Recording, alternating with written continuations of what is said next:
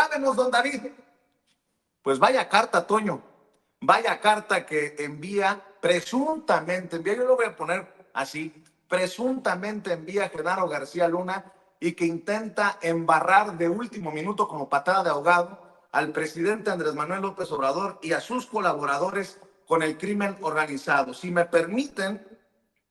voy a leer o intentar leer con faltas de ortografía y toda la cosa esta carta que escribe y que fecha con 13 de septiembre de 2024 desde el Centro de Detención Metropolitano de Brooklyn, Nueva York, presuntamente Genaro García Luna, el que fuera superpolicía de Felipe Calderón, y dice así: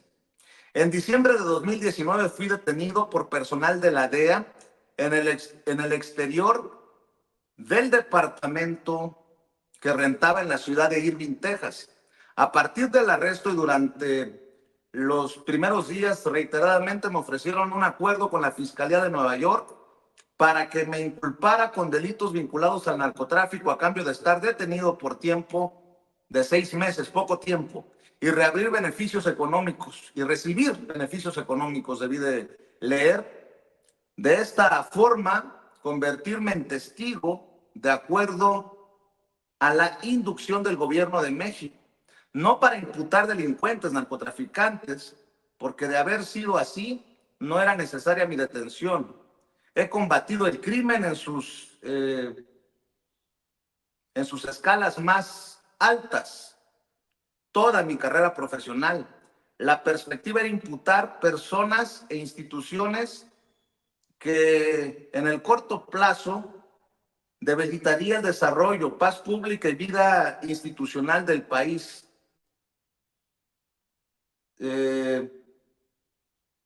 No acepté y la reacción fue explosiva. En febrero de 2023 fui a juicio, como es del conocimiento público. Los fiscales no presentaron una sola prueba o existencia. Fíjese, nada más voy a abrir un paréntesis aquí. Yo recuerdo estar en esa audiencia cuando el juez Brian Cogan, y me quité los lentes para poder entender la letra y algunas de las cosas que escribe Genaro García Luna. Brian Cogan dijo que las declaraciones de los testigos bajo juramento eran consideradas pruebas contra el señalado, en este caso, Genaro García Luna. Dice, no presentaron una sola prueba o existencia que acreditara los delitos que señalaban, esencialmente delitos vinculados al narcotráfico. No presentaron ningún documento, fotografía, video, audio, registro de comunicación telefónica, documentos fiscales o financieros, cuentas bancarias o registro alguno de contacto con alguien miembro del narcotráfico o su familia, como lo señala el gobierno de México, inclusive del señalamiento del presunto dinero que había recibido del narcotráfico después de una rigurosa auditoría fiscal y financiera que duró más de un año a todo mi patrimonio a partir del año 2012, cuando empecé mi residencia en Estados Unidos. El juez responsable de mi causa en la Corte de Brooklyn resolvió, en respuesta a una moción hecha por la defensa, la inexistencia en mi patrimonio de un solo dólar vinculado al narcotráfico o a los delitos por los cuales me acusan. Seguramente por eso, desde una corte en Florida ya le regresaron una tajadita, chiquita, pero al fin una tajadita de esos millones de dólares que existen en las cuentas vinculadas a Genaro García Luna al gobierno de México. De igual forma, en México, un tribunal colegiado del Poder Judicial, miren nada más, el Poder Judicial podrido, resolvió en octubre de 2023, después del juicio, que no había pruebas que acreditaran ingresos ilegales en mi patrimonio previo al año 2012 y durante más de 20 años que me desempeñé como funcionario público. En suma, tanto en Estados Unidos y México, los respectivos poderes judiciales resolvieron que mi patrimonio de más de 20 años es lícito, que no hay un solo peso dólar vinculado al narcotráfico. Ese mismo Poder Judicial que el día en que allá, como yo se lo reporté aquí en Sin Censura, fue declarado culpable de los cargos que se le imputaban a Genaro García Luna, el Poder Judicial en México le desbloqueaba, le descongelaba las cuentas a la esposa del personaje, Genaro García Luna. Lo único que fue utilizado en el juicio para acreditar los delitos que me imputaron fue información falsa proporcionada por el gobierno de México y los dichos de testigos con antecedentes criminales reconocidos y declarados por ellos de tortura,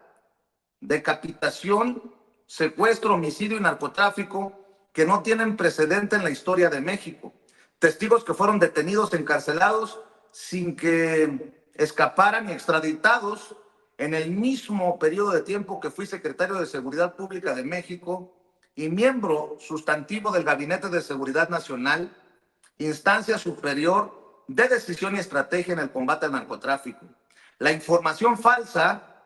aportada por el gobierno de México y los dichos contradictorios de los testigos fueron completamente desacreditados con evidencias,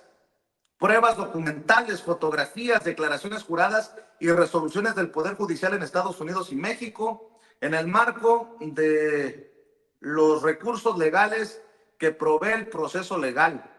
No pudieron los fiscales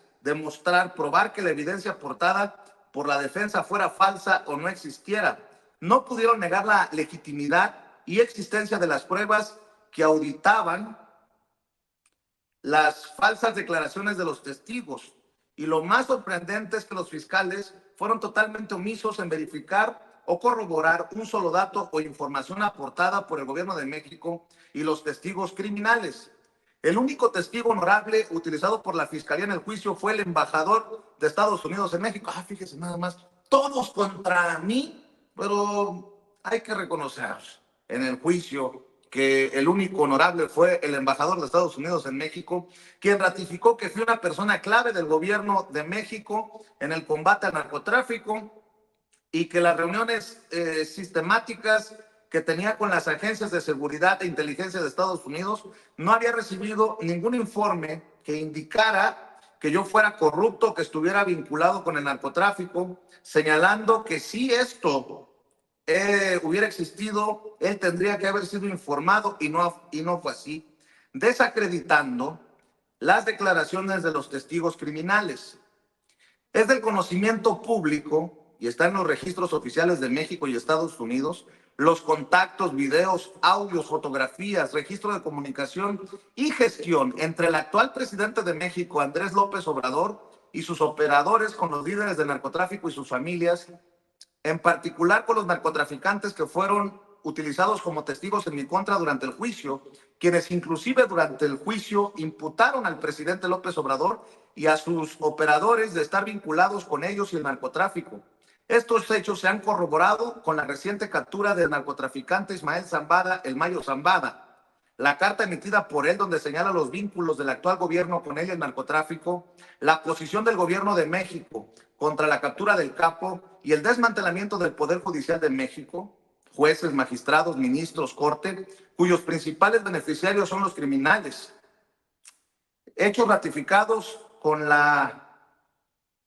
suspensión de relaciones oficiales entre México y Estados Unidos, decretada por el actual presidente de México debido a la postura de Estados Unidos ante estos hechos. He estado detenido en el centro de detención de Brooklyn, en Nueva York, por un periodo de 58 meses, casi 5 años en condiciones infrahumanas. He presenciado homicidios, apuñalamientos y amenazas sistemáticas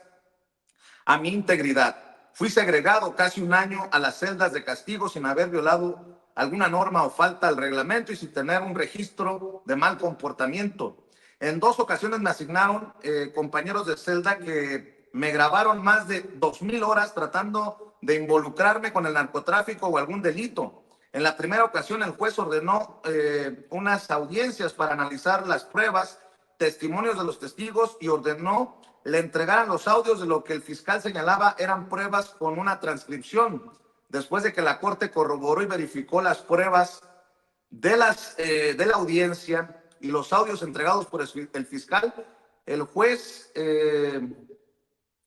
decidió que no correspondían las supuestas pruebas y que los audios no tenían lo que indicaba el fiscal, desechando estas pruebas y testimonios. En la segunda ocasión, el fiscal repitió el mismo procedimiento, solo que en esta ocasión no se ordenó ninguna audiencia para analizar las pruebas y testimonios de los testigos y no se solicitaron los audios. En consecuencia, no se corroboraron ni verificaron las supuestas pruebas, testimonios ni audios. Con estas condiciones se resolvió negar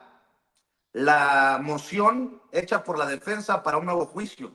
Con estas circunstancias, sin ninguna prueba en mi contra, con información falsa aportada por el gobierno de México y los testigos criminales, y con la absoluta omisión de los fiscales en no corroborar la existencia y veracidad de un solo dato o información aportada por ellos, aún con la existencia presentada por la defensa que acredita que es falsa, se llevará a cabo la sentencia. La sentencia está sujeta a la revisión de un tribunal colegiado de la Corte de Estados Unidos a través del uso del recurso jurídico de la apelación, instancia responsable de observar el estricto derecho y legalidad del juicio. Donde esté el bien superior es la patria, los mexicanos y la verdad. Soy una persona que respeta la ley y seguiré con la conducción de mis abogados, agotando todos los recursos legales que prevé la ley hasta lograr mi libertad. Mi honor está intacto, yo no he cometido ningún delito, y firma Genaro García Luna. Postdata, todos los respaldos y existencia de la información referida en el texto está en los registros oficiales de la Corte de Brooklyn, Nueva York, y son públicos. Perdón por haber batallado un poco en leer la carta de Genaro García Luna, que tiene incontables errores de ortografía y con una letra a veces complicada de leer, al menos para este servidor. Pero en unos días nosotros estaremos ahí en la corte en Brooklyn, en la corte del Distrito Oeste de Nueva York, para ver, escuchar lo que se diga en esta audiencia de sentencia que ya se ha aplazado en diferentes ocasiones, y para que me dé su opinión